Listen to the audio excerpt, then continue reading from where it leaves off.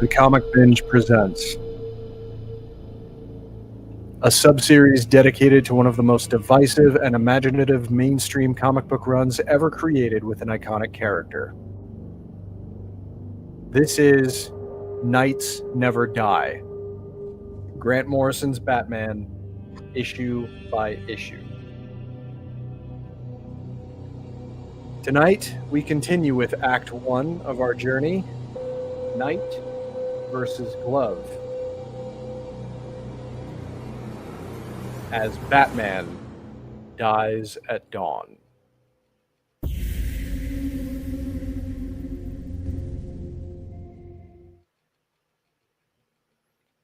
Welcome back to Knights Never Die, Grant Morrison's Batman issue by issue. I am your co-host, Chris Clow. Very pleased to be back with KND. It has been a while. It's something we say reasonably often on this show, but hey, we're busy guys. We're parents. We got jobs. Some of us with very irregular hours and are still pushing through to be here and bring this discussion to you. I feel the real heroes, I might say. So, very pleased to be joined by my partner in crime fighting from the Flash Up to Speed with Wally West, reviewer extraordinaire at Batman on Film, podcaster at the 007 Files and BOF, and lots of other places. You've heard him on Digging for Kryptonite, I believe. You've heard him on the Batman Book Club, Mr. Javi Trujillo. How are you doing this evening, my friend? Good, man. Keeping busy with all those assorted projects that you just mentioned. I think yesterday I worked on an Up to Speed episode. I wrote a review for BOF. I did the screen grabs for this. So been just keeping busy, man. Trying to line up interviews for the 7 Files. The pillar upon which we all rest, for sure. And we appreciate you very much, my friend. So thank you for everything that you do. And of course, well, we're very pleased to have you. Comic Binge founding father, of which I am one too, I will say, but the catalyzing founding father himself, the maestro of the Comic Binge, Mr. Paul Hermann. How are you, sir? Hi. I'm all right. I'm a little disappointed that my last episode with my new compadre EJ only got like 18 views, but you know, what are you gonna do? So but yeah, it was a fun show. Go watch the episode. We just talk about comics, you know. He brought out, he loved Manhunter from Deep by Archie Goodwin and Walt Simonson, and that was like, whoa, I was not expecting that. I was like, all right, this guy's a ball knower. And he's also a ball knower of football, which that's how I know him from. But yeah, he's a good dude. But yeah, go check that episode. It's way funner than you people think, in my opinion. It's a lot of fun. It's not just about, we do a very, very quick story like review of a Punisher run that he liked, where he dons the War Machine armor. So go check that out. And yeah, good stuff. Well, and that's a good time, I think, to bring up the fact that when it comes to the river that is the YouTube algorithm, we are definitely swimming upstream with this show. That algorithm prioritizes things that we frankly don't give you on the Comic Binge, and we never will. When it comes to, vacant and vacuous outrage that just chooses to spread negativity for the sake of spreading negativity, just to try to get more eyeballs magnetized on what we're saying. That's not what we're about. We're about positivity. We'll call things out when we don't like them, of course, but we're not going to call things out and manufacture outrage just for the benefit of the algorithm. If you are one of those people who like to celebrate the things that you enjoy instead of hating the things that you purportedly enjoy, you're in the right place. And please tell your friends and do us a favor and hit the like button, hit the subscribe button, comment on the video. That's the way to build a lasting community that is built on a foundation of positivity. and YouTube doesn't like that, frankly. Generally social media algorithms don't like that. So it's an act of rebellion to contribute to something positive. And I would encourage Wait, you so to you're do so. saying that tonight's episode is not Bendis is back at Marvel? What are they thinking? Oh, is That's that not the tonight's thumbnail episode? that everybody's doing, right? That's the Yeah. thumbnail. Yeah. I mean, look, cool. He wrote a very celebrated Avengers run. He has a storied legacy at Marvel. Why not see what else he's got? He tried his hand at DC. It struck people the way it did. But very kind. him returning to the well, Yeah. that came from someone who hasn't yet finished his Superman run. I still need to, and I'm planning on doing it, but just haven't quite got around to it It's yet. okay. It took me a while to do it too. Yeah, I think that's understandable. But at least Yeah. based on, and I've been spoiled. It's pretty old by this point. I've been spoiled. Who cares? But Yeah, there's been 100 issues look, I'm a of new Superman comics at least since then. Yeah, right, exactly. And I'm a new Avengers fan because of Bendis. That the first time I remember really giving the Marvel Universe a shot in earnest was because of a Bendis book. It was Dark Avengers #1 that really convinced me to maybe invest in the Marvel Universe as a concept. And I give him a lot of credit for that. So we might have to do Dark Avengers sometime. It might be fun. I don't think I ever read that. I mean, I read when he ended the Avengers and started New Avengers. Like I was there. For Dark that, Avengers but is I very never- good. Yeah, I never read Dark I think so. Avengers, so Dark that'd Avengers be is very fun. good. I'd be down for that. It was a Yeah, it's novel. pretty I short. It's like only Dark 12 issues. Yeah. Yeah, or Oh. like 14 or something like that. It's Yeah, not very long. 'cause it's Dark basically Reign- just Thunderbolts. It's a continuation of Warren Ellis's Thunderbolts, essentially. Because Thunderbolts Diodato even does the masquerade- art. Yeah. And Yeah, it's Thunderbolts masquerading as Avengers. And like Matt Yeah, Gargan like basically posing what as the new Spider-Man. Avengers. Yeah. It's basically what kind of what the movie Thunderbolts is kind of going into, essentially. Yeah. That's based off Dark Avengers. So It's worth checking out. Maybe we'll do it on the binge one of these days. But as for tonight, we've got a momentous issue to talk about.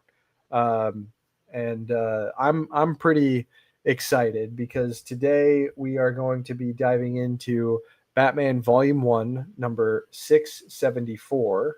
Oh, I thought I clicked the... yeah, it's weird. It's been weird lately. Oh, well, that's good. That's fantastic. Great to know. There we go. Batman 674. It's on Ari now, Volume... so there's that. Oh, there is that. This issue was released on February 27th in 2008 with a cover date of April.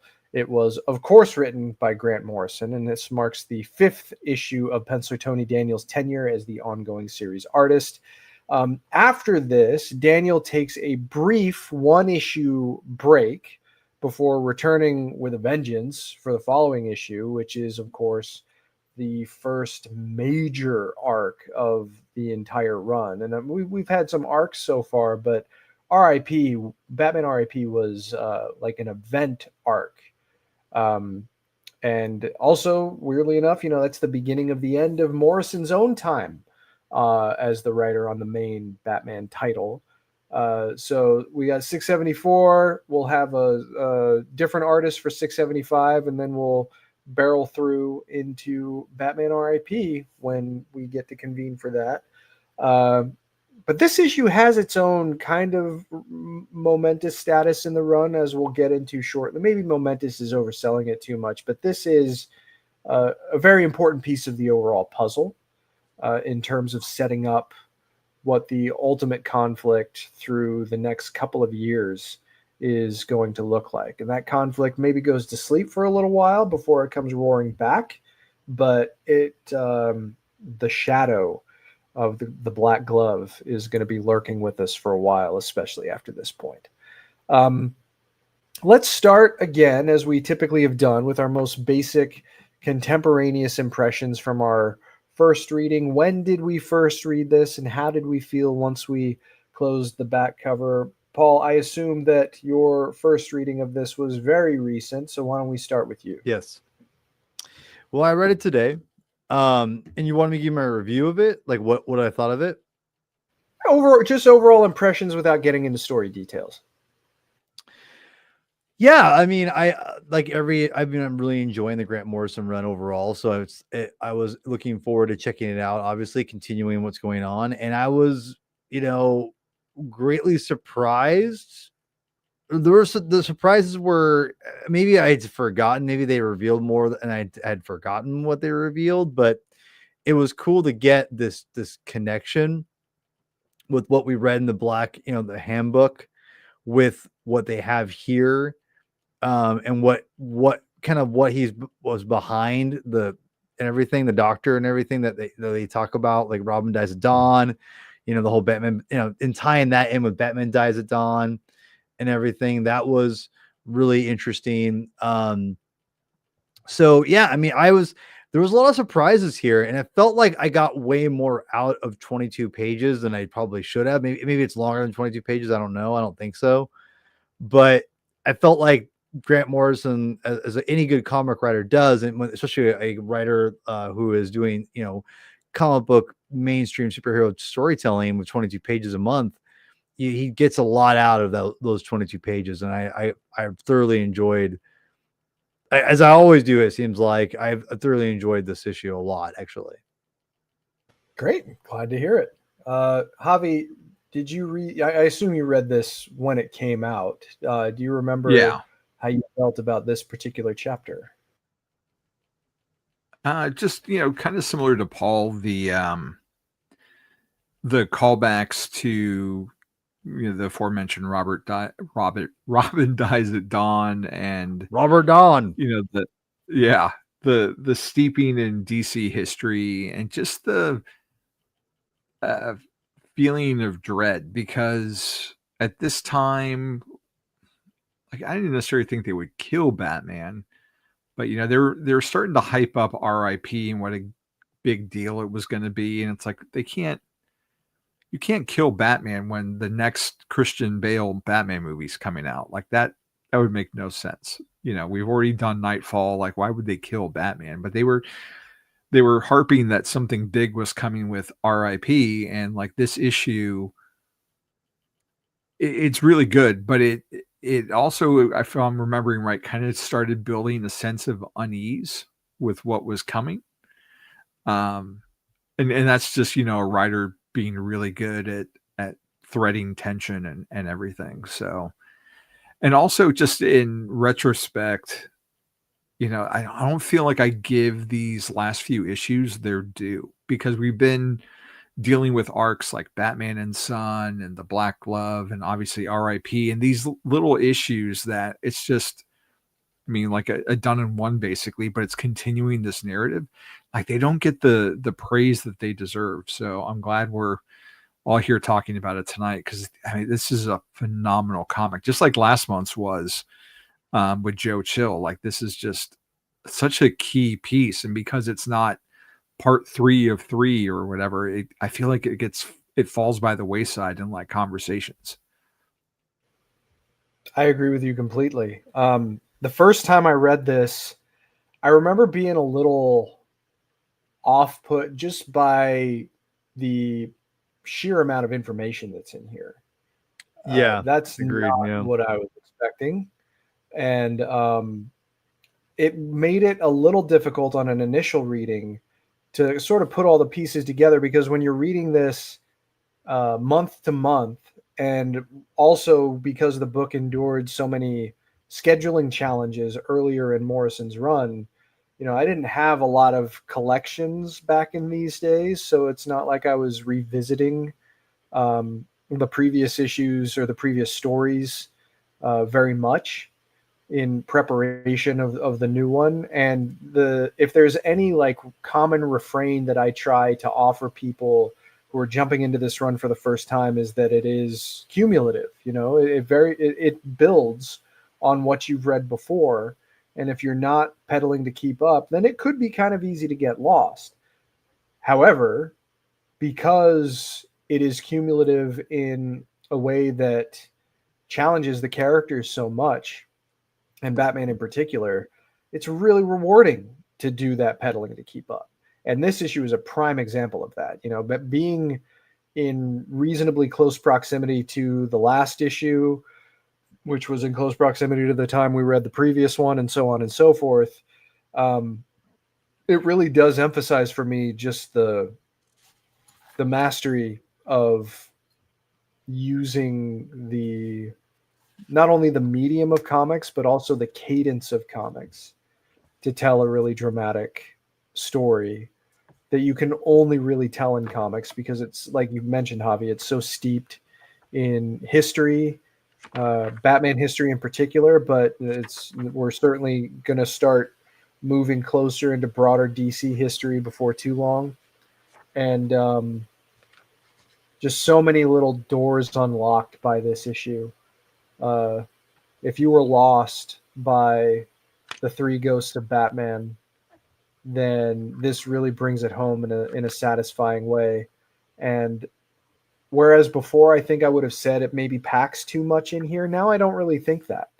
My opinion on that has changed after revisiting this issue most recently. It feels like it's the appropriate spot, especially considering what we're about to go through in the run. So high marks from me all around.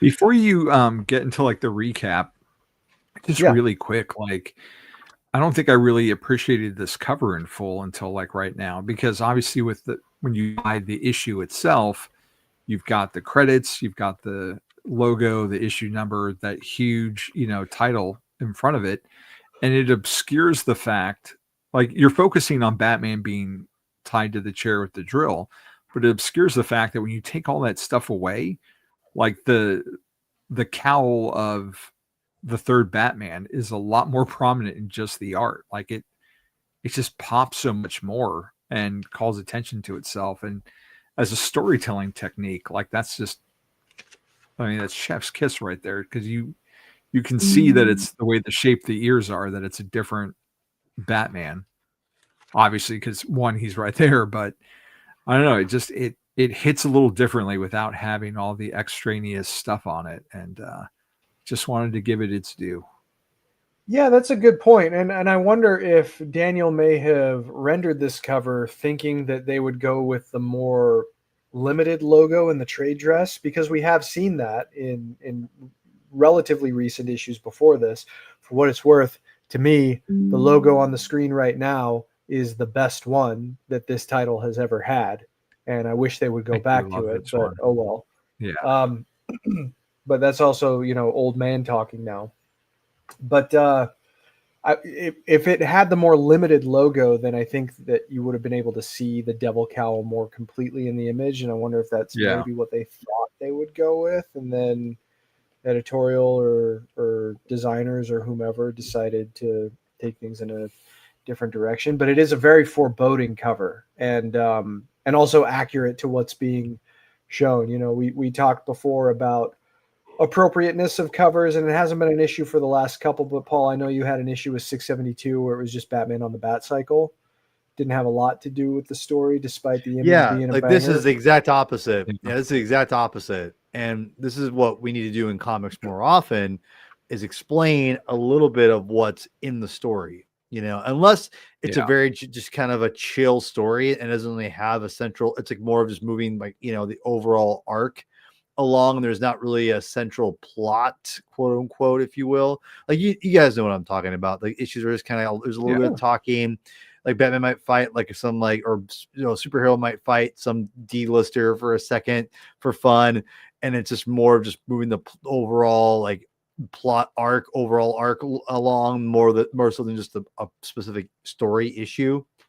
Those are fine, I think, but in this case, this is a great example of intrigue. Of like, if I, you know, if someone, you know, when I look at comic book covers, honestly, they intrigue me to like want to go read and start from where the story began, because like right here you got the alternate Batman shadow with like the drill. Batman's tied up. You're like, what is going on? And then you might look at, well, what's the other covers look like? And that's exactly what I do.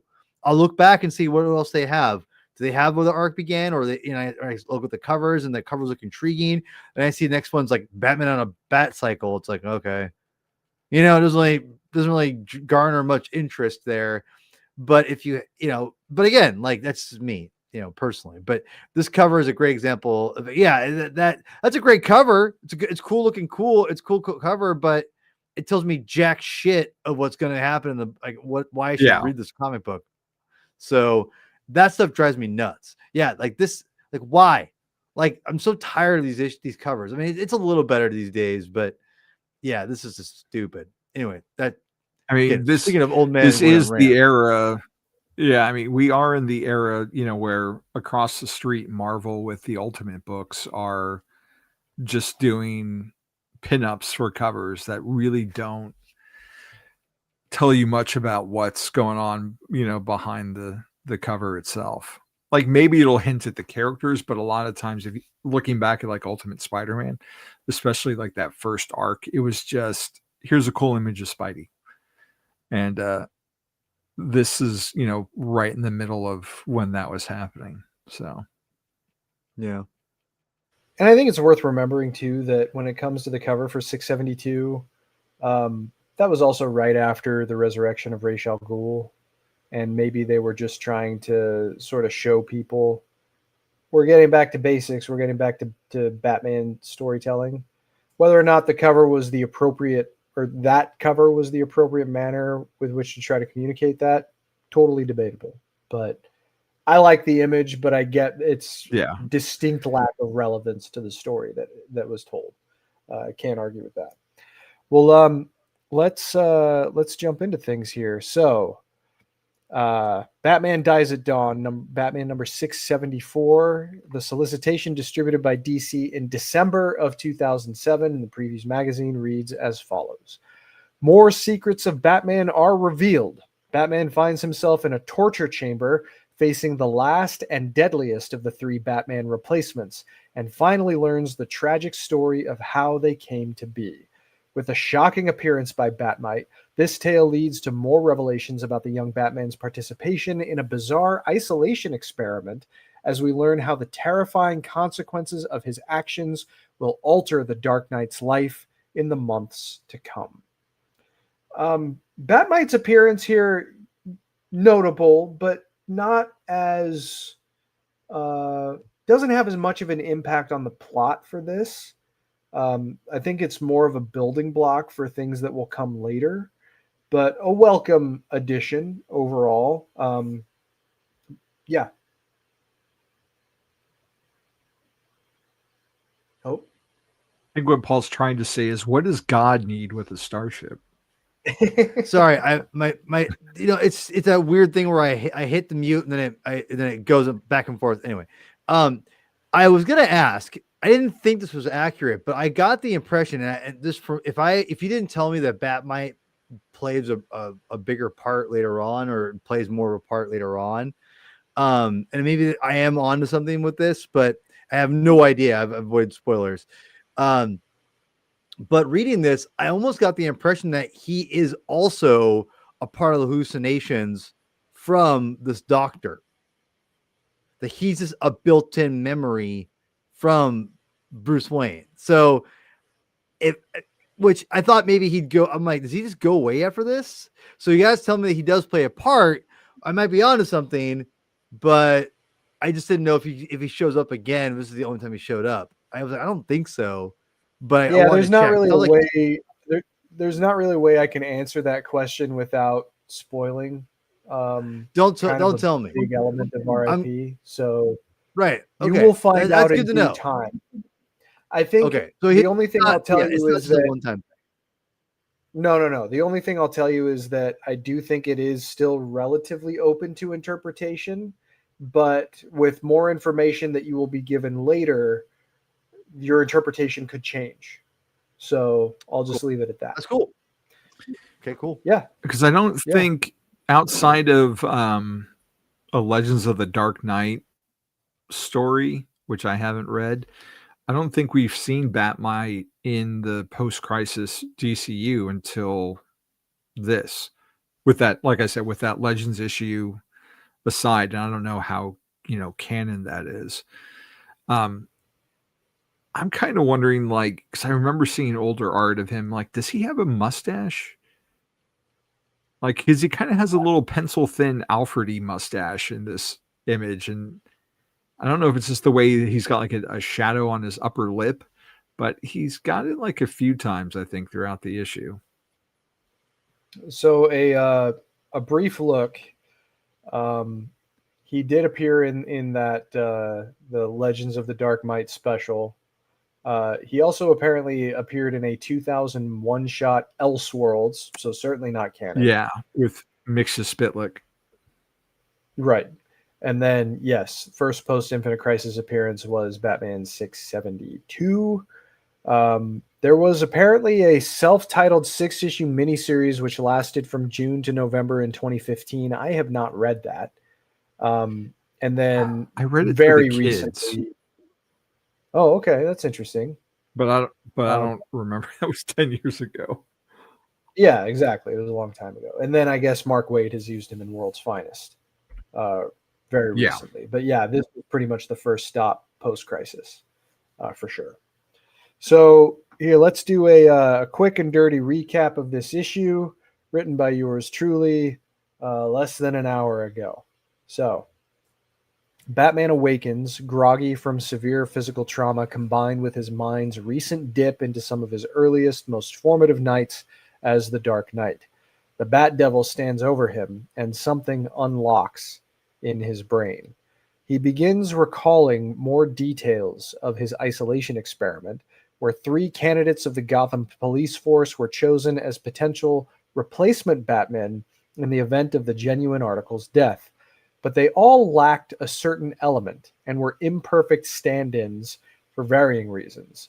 The monster Bronca, a former family man, was being microdosed with venom and turned feral, murdering his family. The Bat Devil is Michael Lane, whose family was ostensibly murdered by Satanists in what is determined later to be an orchestrated plot by the head of the experiment to mimic the spark of vengeance that drives the real Batman. The doctor's name is Hurt, Simon Hurt. And Batman is only just now recalling the name and face of the man. But that's the only thing that he can really piece together when it comes to the elusive Dr. Hurt. Lane has discovered a series of Hurt's post-hypnotic phrases he embedded into the minds of the 3 Batmen and calls Hurt the Devil. Lane aims to exact revenge on Batman by maiming him, but Batman is 1 steps, or as we find out in the internal monologue, perhaps 1,000 steps ahead of him, recalling an obscure scenario he's rehearsed in his relentless training. He breaks free of his restraints, douses Lane in nearby chemicals, and just as he's about to take him out, Bronca, the Batbane, breaks through, but so do the police, and Officer Forelli shoots Bronca dead. Which is, I was about to say... Just because his eyeball flew out from the back of his skull doesn't mean that he's dead. That's fair. That's fair. Fitting end for his kind. Yeah. There's a call. That was way more graphic than I was expecting when I got to that panel. I had forgotten just how graphic that was. Yeah, I mean, did if not the make cover a wasn't grab of that, but sure. Well, yeah. I mean, if the cover wasn't enough of an indication, that panel certainly was. Anyway, in the commotion, Lane flees. Batman gives chase, but is unable to obtain or to apprehend Lane. And Lane turns around and asks Batman, "Why now? Ask yourself why we reactivated, why your replacements are circling like vultures. Maybe it's because we know your luck is running out." Through all of this, Batman is surmising that there is some larger unseen enemy that has yet to make his presence fully known, who might have his number. And Batman is left standing with a black glove and wondering if the king of crime is real. Is he telling me his name? Then we see a fun little last page because if you'll remember in the beginning of all of this, Bruce and Jezebel Jet were separated because he jumped out of a plane and he ends up in a dumpster in the same sort of sky suit, telling Alfred, please bring Band-Aids. Band-Aids would be good. And that's Batman 674. Holy damn. This is relentless. This issue is absolutely relentless. I don't know a better word to describe this. It is pulse pounding. It is packed with revelations that reward any reader that's been paying attention from the beginning, while still being, despite the fact that this is payoff, it is still setup, you know? And that's where I think maybe some criticism, and, you know, it's hard to comment on RIP without having started it yet, but I think that's where some criticisms might be construed as potentially valid, because how could any story possibly meet this level of hype? If you're going on this journey, if you're invested in it, then your expectation level for RIP kind of has to be through the roof. So naturally, when those stories come along in comics broadly, there are going to be a swath of people who are maybe a little let down. Spoiler alert, I'm not one of them, but I know some people who are. But this is just masterclass comic book storytelling that deeply understands what makes Bruce Wayne tick, while also setting up this elusive, mysterious, and ethereal enemy that has a lot of promise as maybe someone who can finally match Batman, at least, maybe even surpass him. So, gentlemen, your impressions of Batman 674 without the limitations on discussing story. Paul, you liked this one. Tell me more about why. Well, I think that one of the reasons why I liked it so much was it does give you a lot of information, right? But I think the biggest thing for me was it makes it makes sense though. It's superhero comics, right? So it's going to be a lot of information dumped at once, but knowing the background, and I will say, I don't know. I had to go back and reread it. It is a little confusing how well he set up the doctor in that situation previously. That's the one thing I'd say. I only know because of like the last couple of issues, we kind of talked deeply about it. As someone who's just reading this, whatever, it'd be a little bit like, what? I better go back and reread this. That's probably one little criticism, is that maybe the doctor isn't well set up as we think he is, maybe. But then I don't remember. I have to go back and reread it. That being said, with the knowledge that I have, I really liked what I got. I love the reveal of through the testing of Batman, like the fact that Batman went on this 10-day testing is just really fascinating to me. Like, what I want to know more, what motivated him to do that in the first place. And maybe it's the fact of fearing of dying and having to be replaced. Maybe, I don't know. I have no idea. I'm not sure if that's ever explored in this series or not. But I have an answer for you, so it must be coming up in the next arc. Then, if we haven't already touched on it, then it's coming up. I don't think we have. And so, which I'm really fascinated with, because it definitely, everything that he's been doing with Grant Morrison, he is leading to the eventual death of Batman. It even sets it up with RIP. Even though it's like it's kind of even I knew at the time that was kind of a misdirection.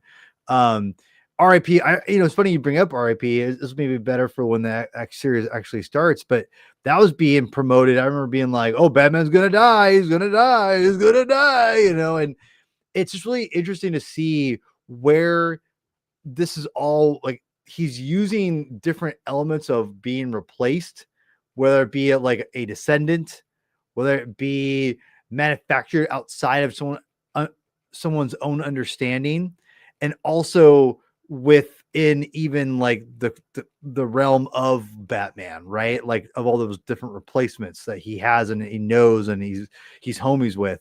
It's just really fascinating. Like Grant is conducting a story that is leading to Dick Grayson and Damian and Batman and Robin, which I love that series so much. And it's all being orchestrated, using these old Batman stories to set all of that up. It's really fascinating and kind of mind-blowing and brilliant with all that. So this issue is a great indication of what was kind of setting us up, like the underlying story.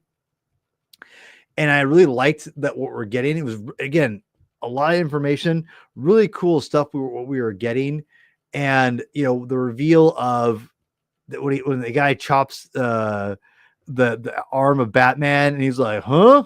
and Batman like hits him in the face. It's like, oh, it's like that's like Grant beautifully like sets that up, and and that reveal, the punch is so good. I'm just like, man, like Grant gets Batman. It's great. So yeah, I mean, like this is a great issue. Pace. Tony Daniel's art is actually really impressive to me. Like he gives me so much 90s Image vibe, like in a good way. Like he gives me, he feels like he's Jim Lee, like, but also he feels like Mark Silvestri. But like I wouldn't say like to that level of talent. This is like as far as like raw talent, and that's not a knock on Tony Daniel, but like it's there. Like he's like right underneath that level of talent, and he's using everything to the nth degree that he can. And his layouts are super good. Again, maybe the raw talent isn't there. Like, and again, I'm not trying to talk sh about the guy, but it feels like he comes from he's like that's what influenced him, and he's using all those influences on this, and it's great. And I think he's a great storyteller, to be honest. So, yeah, I really enjoyed this issue. I thought Grant did a great job. I thought Tony Daniel did a great job, really hammering home like what's great about the story, and his layouts are great, and he's good talent. Yeah, this is a great issue. Javi, what do you have to add? To Paul's point about the layouts, like I just love like this page right here, how you've got the dark Batman, the devil Batman on one side, Bruce Batman on the other. Just the way he constructs the page is just it's so good. And it's just a solid issue. Because I'm not a fan of the fill-in artist next issue. Like it doesn't hit me in the same way. Not to jump ahead to our next installment, but like this is just peak stuff. And I totally see where Paul's coming from, where the influences that Tony Daniel probably has. And I think it's worth mentioning too that we're still not that far removed from Hush. And I feel like Jim Lee's shadow cast a big shadow over the book after that arc. And I feel like we're definitely seeing some of that in Daniel's art. I mean, we're still in this era of blue and gray Batman, which, doesn't go away until we conclude RIP. But just, can I add around. Yeah, go ahead. Yeah, about the art, again, because I don't just see Lee in here, and I know but you're right. Like that's kind of where I was kind of getting at. Like you could tell, like they're trying to capture that magic, and I say I think it is probably Tony maybe being mandated to like, your style is similar to Jim Lee. Why don't you go do your best Jim Lee impression? That might be what they're asking him to do. I have no idea. But that being said, I do feel like that there's just not just Lee, there's Silvestri, there's Keown. There's just I just feel 90s Image vibe overall in this series. Yeah. And I think that's what intentional, like you said, but I do feel like that's also a credit to, I think, Tony Daniel, because I think Jim Lee's a solid layout artist. He's not the best layout artist. He's good. He's decent. He's not terrible. He's good. But like, I think Daniel's actually a pretty damn good storyteller. I think it's evident why he's writing comics and writing his own stories and drawing his own stories. Like, he's a good storyteller and he knows what's going to impact. I think even better than I think probably a Jim Lee does. You know, I don't think he has as much raw talent and draws as well as Jim Lee for my taste. But again, I'm just being honest. But yeah, I do feel like he has all those nice influences. He puts them on his sleeve here, and they really do shine. Yeah. And I think that's a key component too, is he's not imitating Lee. I feel like he's influenced by Lee, because you look at like 100%. these Tony Daniel pages and it looks like Tony Daniel pages, you know. It's just, I feel like it's more of like an influence than 100%. like if you look at like early Jason Fabok, like it's almost indistinguishable from David Finch, you know. And this, I feel he's definitely just more of an influence than he's inspired by more than imitating. Yeah, absolutely. Yeah, this one, a little bit of an exhausting read in the best possible way. I think that's ultimately what I come away with. That's a good point. And yeah, that is not a bad thing by any stretch of the imagination. It rewards everybody who, like I said before, who's been paying attention and looking at the details. And, you know, it's a little more fun, I think, to be able to do this retrospectively, but it was also really fun to try to put the pieces together while this was coming out. I was really bad at putting those pieces together in that moment, but well, there's a similar sentiment that I'll share here shortly from one of the contemporaneous reviews of the time from a friend of ours. But yeah, that is Batman 674. Batman Dies at Dawn. Just in the interest of keeping things moving with time, because we have limited time with our friend Paul, I'm going to jump over to critical reception of the time with 2 samples. Comic Book Revolution did not review this issue again. Or if they did, it's not available on their current website. But IGN's review by our buddy Dan Phillips, highly positive once again. This is the second in a row that is over 9 out of 10. In this case, 9.6, or amazing.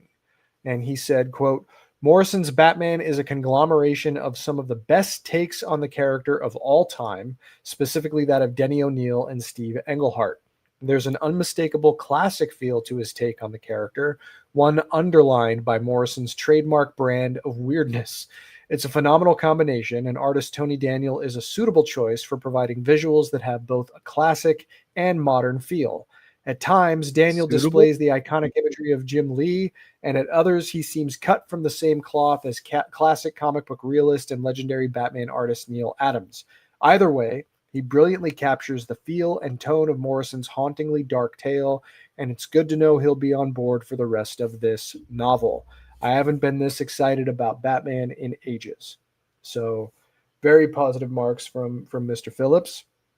The BOF review from our friend Bill Jet Ramey is also actually very positive. He says, quote, "In Batman number 674, GM has really outdone himself because this was one of the best individual comic book stories that I've read in a while. At once, Morrison brings closure to one particular storyline, the whole 3 fake ex-cop Batman deal, in a very kick-ass manner, I must say, while opening up a whole new can of worms for the Dark Knight. If you like Detective Batman and Badass Batman, you'll find him in this issue. And Batmite, he's back too. Of course, when it comes to trying to predict, much less assume, what this Morrison cat's got in store for the Batman, I'd be better off going to Vegas and betting the house on one hand of blackjack." And yeah, he's right. I mean, I couldn't have predicted where this was going to go. And for me, that was delightful. For others, perhaps not so much. But yeah, this is a great one. Don't miss it. If you're going on this journey with us, be sure to spend some time with this issue. We've tried to absorb some of the imagery here, but really take the time to let the pages sort of sink in, because not only is it just really great and fluid comic book action, but it is again packed with detail, and we're starting to get some real payoffs to the larger connection to the Batman mythology that Morrison has been playing with, considering the thesis of the run that everything counts. And it comes to a head here, but it doesn't even come to a head here because we got a lot more to come. So I was a little disappointed when, speaking of details, when I was looking at some of these scenes in the alley, in the absolute version, that I didn't notice any Zur-Nars. Maybe I missed one. But as it's peppered in through like the first arc, especially as graffiti, I was surprised that it didn't get hit home in this issue when, he's chasing the other Batman. yeah, that's a Just good point. an I observation. hadn't considered that. Yeah, a good one. Especially considering what he's done or what they have done with graffiti in the city. Maybe it's just less of a statement this time, more of a means to an end, but it's also pretty tight framing. That might have something to do with it. But who knows? I mean, if you want more Zur-Nar, you're about to get it, my friend, as you well know. Yes, we are. Well, that's pretty much it for Batman number 674. Thank you for checking out this episode of Knights Never Die. Javi, you've alluded so far to a lot of the cookie jars that you have your hands in. Why don't you run it down one more time for us?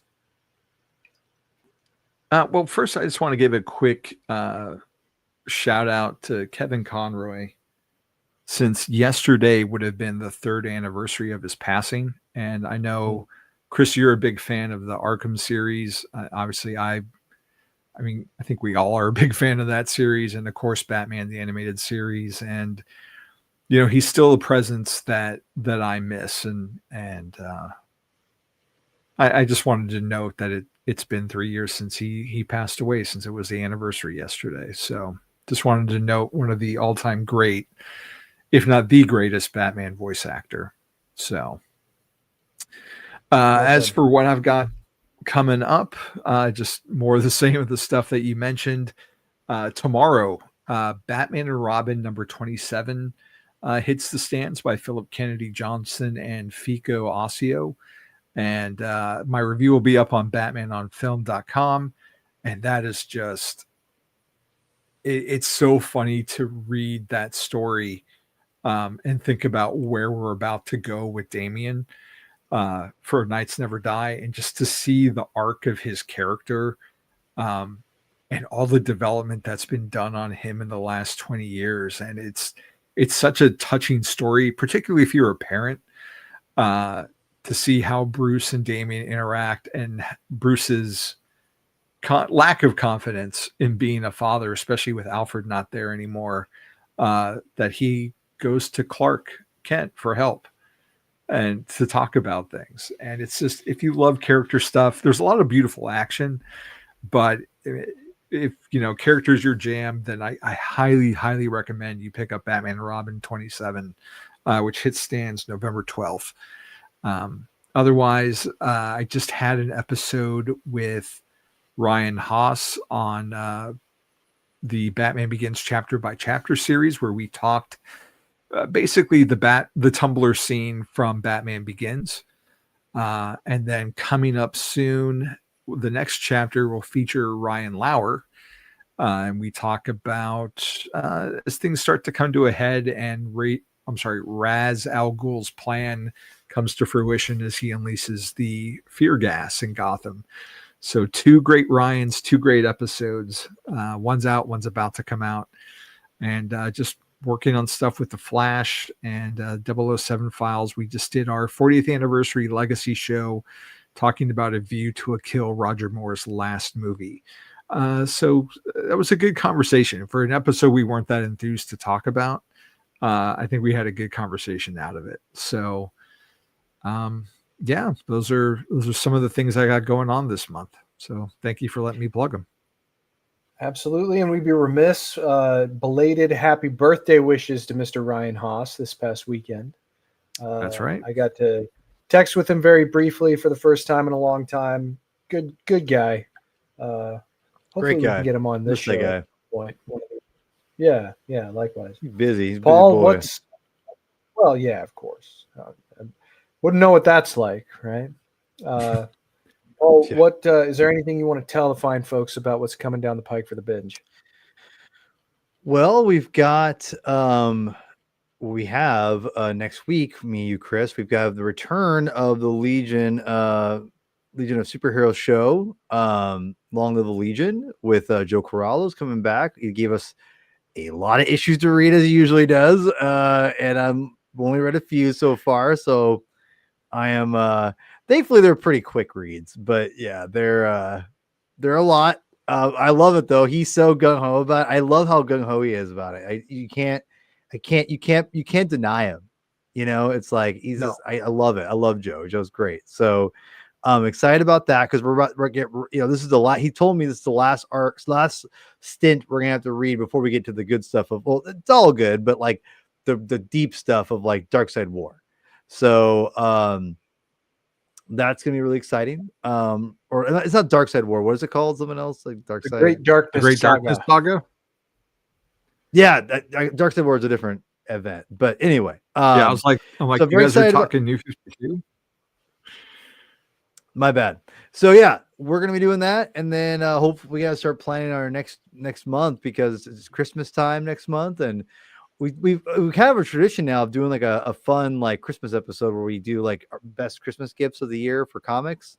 So I think we should just keep that tradition up. So we'll probably do that next month sometime. So both of you I'm demanding you guys both be on the show and grab, or not grab, but find comic gifts, not movies, not toys, comic books that you think make great Christmas items for the comic book fan in their life that they may, you know, whatever, you know, super fun stuff. So you guys, I'm putting you to the test right now. So already we'll organize that those days. But yeah, next week we're gonna be doing Long Live the Legion. We might take a week off.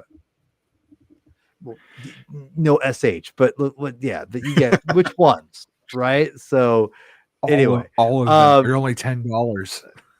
I mean, you're not wrong. I posted a thing today from Barnes and Noble had I saw that's on a table. Yeah, that's pretty rad. And the Marvel ones too, which the Marvel ones are bad. I mean, they're not. I think the compact comic format's better personally, but you know, as a Marvel zombie, it's hard to say, but it's the truth. But yeah, we'll do that next month, and I'm looking forward to it. Excellent.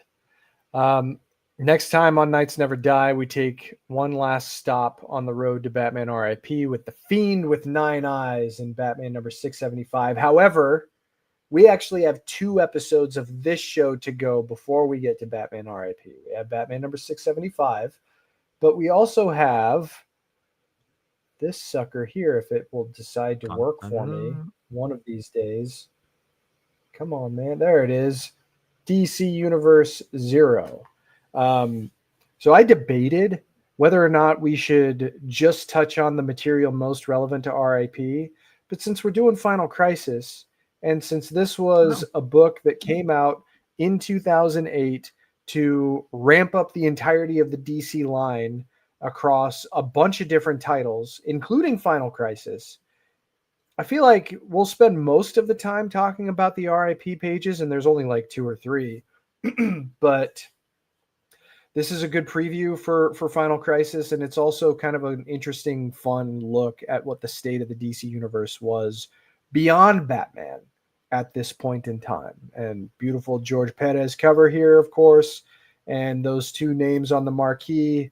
Hard to ignore how fun it is to sort of see what the DC universe was like going into the summer of 2008. So we'll do that one after we do Batman number 675. But of course, as is always the case, thank you for joining us for Nights Never Die. And please remember, Batman and Robin will never die.